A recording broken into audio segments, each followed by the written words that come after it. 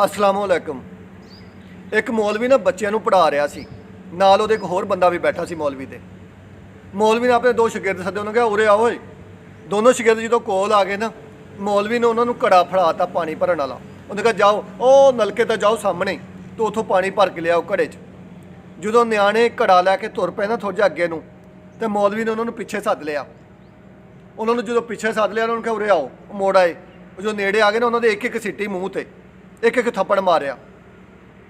मौलवी ने मुंडिया कहा घड़ा भरना वा, घड़ा तोड़ना नहीं।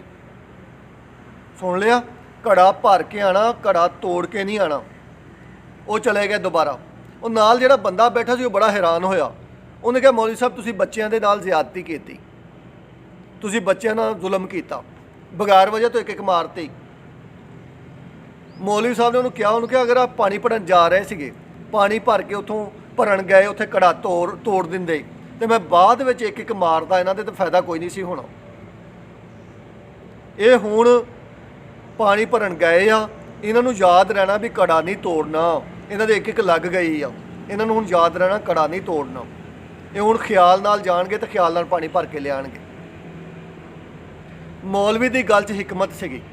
वो एक एक लग गई बच्चों के, वो घड़ा भरन गए पानी का, पानी भर के लियाए। उन्होंने बड़े ख्याल नाल घड़ा रखिया, उन्होंने एक एक लगी सी, उन्होंने पता सी घड़ा नहीं तोड़ना। फिर पानी भर के पिछे लैके आए। उन्होंने जेहन च रही भी घड़े का ख्याल रखना।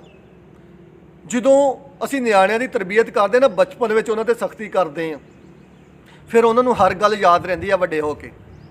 फिर उन्होंने पता होंदा आ काम नहीं करना, आ काम नहीं करना, आ काम नहीं करना।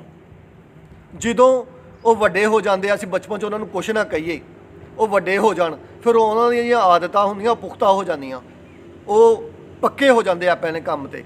फिर असीं उन्हों दा कुछ नहीं कर सकते, उन्होंने ना समझा सकते हैं, ना उन्होंने मार सकते हैं, ना उन्होंने कुट सकते हैं, ना उन्हों की तरबीयत कर सकते हैं।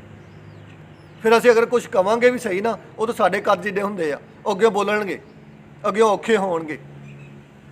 लिहाजा जरूरत इस चीज़ की है कि उन्होंने बचपन च उन्हों की तरबीयत करो, उन्होंने अखलाक सिखाओ, उन्होंने बोलण का तरीका सिखाओ, उन्होंने उठण का बैठण का तरीका सिखाओ, उन्होंने साफ रहन का तरीका दसो भी साफ किद्दां रहना।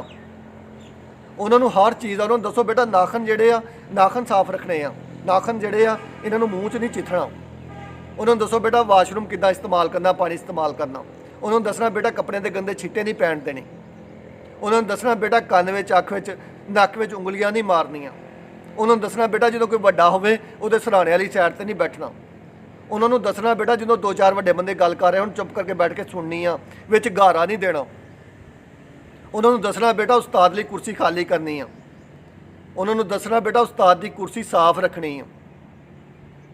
बच्चों की तरबीयत असीं करनी आ, और जिहड़ी हुण तरबीयत करांगे सारी उम्र काम आएगी। बचपन की तरबीयत ते बचपन की सख्ती सारी उम्र काम आंदी है। वालदैन की सख्ती तो उस्ताद की सख्ती जिहड़ी है ना, ये बंदे नूं बंदा बनाती है, इंसान नूं इंसान बनाती है, इंसान नूं जिद्दां जीण दा तरीका सिखाती है। जिहड़ी मुनासब सख्ती है लाजमी करया करो बच्चों ते, बिल्कुल ढिले ना छड्डो। आ ना होवे आही बच्चे वड्डे हो के तुहाडे सिर 'च लित्तर मारन, तुहाडे लई जिहड़ा ना परेशानी का बायस बन जाण।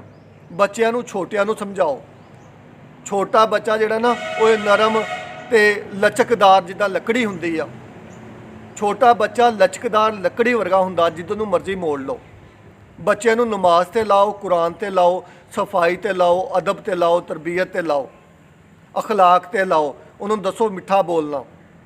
बच्चों की बचपन में ही तरबीयत करो ताकि वड्डे होके वो मुआशरे दे कार अहमद शायरी बनन, मुआशरे लिए खराबी का बायस ना बनन, तुहाडे लिए ते मुआशरे लिए मुसीबत ना बनन।